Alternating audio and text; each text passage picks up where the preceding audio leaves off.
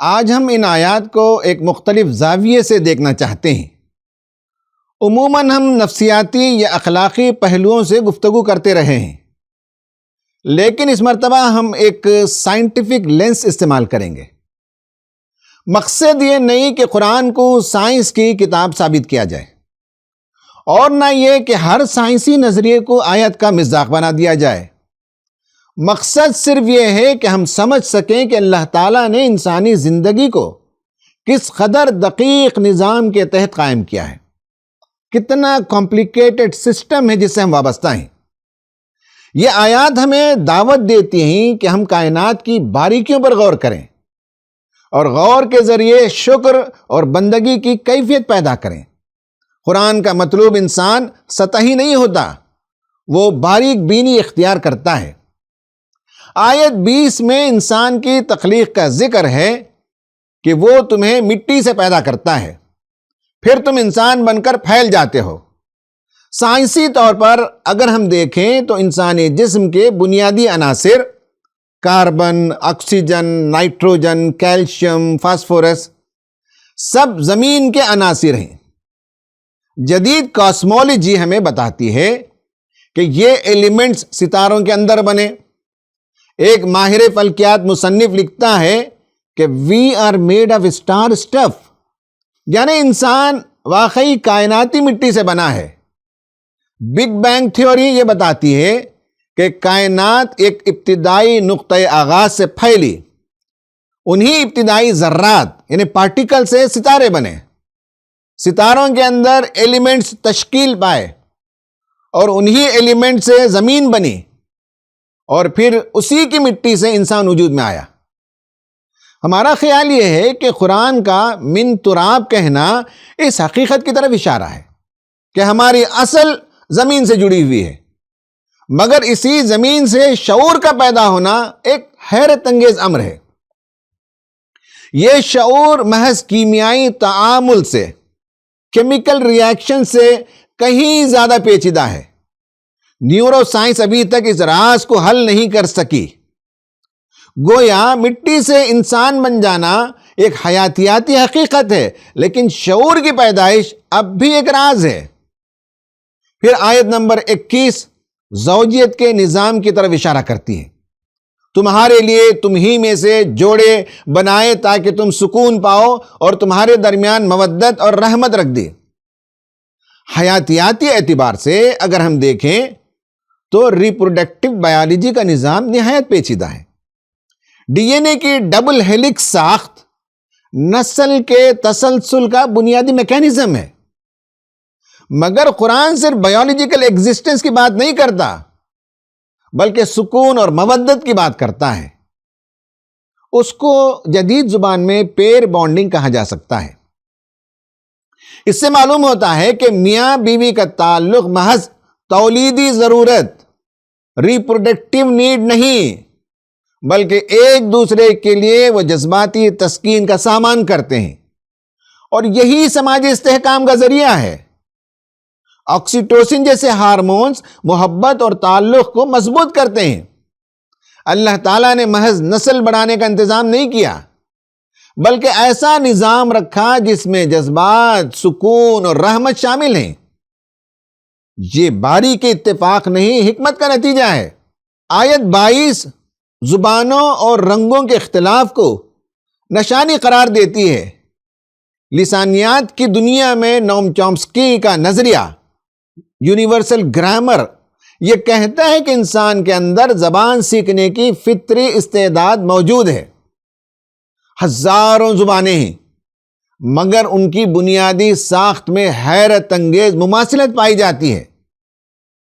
انسان زبان کیسے سیکھتا ہے؟ کیا صرف بڑوں کی نقل کر کے، یا اس کے پیچھے کوئی اور فطری نظام بھی کام کرتا ہے؟ وہ کہتے ہیں کہ ویتنام کے ایک بچے کو لے جائیں اور برازیل میں چھوڑ دیں تو کچھ ہی دنوں میں وہ وہاں کی زبان سیکھ لے گا۔ اس سے وہ ثابت کرتے ہیں کہ زبان سیکھنے کی صلاحیت انسان کی امتیازی خصوصیت ہے۔ کوئی اور مخلوق اس درجے کی لسانی مہارت حاصل نہیں کر سکتی۔ گویا انسان قدرتی طور پر زبان سیکھنے والی مشین ہے۔ جہاں تک انسان کے جلد کی رنگوں کا فرق ہے، ان میں بھی بڑی حکمتیں پائی جاتی ہیں۔ جدید تحقیق میں بتایا گیا ہے کہ انسان جغرافیائی طور پر دنیا کے مختلف حصوں میں رہتے ہیں، اور ہر جگہ سورج کی شعاؤں کی تیزی اور گرمی اور سردی مختلف ہوتی ہے۔ ہمارا جسم ان سے موافقت پیدا کرتا ہے، یعنی سچویشن کو اڈیپٹ کرتا ہے۔ جلد کے رنگ کا تعلق میلانین سے ہے، جو سورج کی شعاؤں کے خلاف حفاظت کرتا ہے۔ اگر زمین کے مختلف حصوں میں یو وی ریڈیشن کی مقدار مختلف ہے تو جلد کے رنگ کا فرق بھی لازماً ہوگا۔ قرآن اس فرق کو نزاع نہیں کہتا، بلکہ آیت کہتا ہے۔ تنوع نظام کو مضبوط بناتا ہے۔ اگر ساری مخلوق ایک جیسی ہوتی تو نظام کمزور ہو جاتا۔ تو معلوم ہوا کہ اختلاف دراصل بقا کا ذریعہ ہے۔ آیت 23 نیند کی طرف توجہ دلاتی ہے، اور اس کی نشانیوں میں سے ہے تمہارا رات اور دن میں سونا اور اس کا فضل تلاش کرنا۔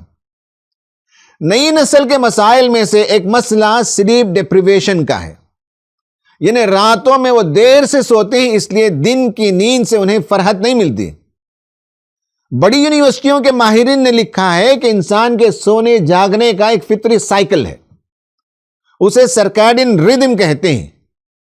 وہ سمجھاتے ہیں کہ انسان کے اندر ایک حیاتیاتی گھڑی ہے، یعنی ایک بایولوجیکل کلاک ہے، اور اسی کے مطابق ہمارے جسم کے وائٹل آرگنز اور ہمارا دماغ رات کے 10 بجے سے صبح تک اپنا ریپیئر خود کرتے ہیں۔ اگر اس وقت سو جائیں تو لانگ ٹرم میں نفسیاتی صحت اچھی رہتی ہے۔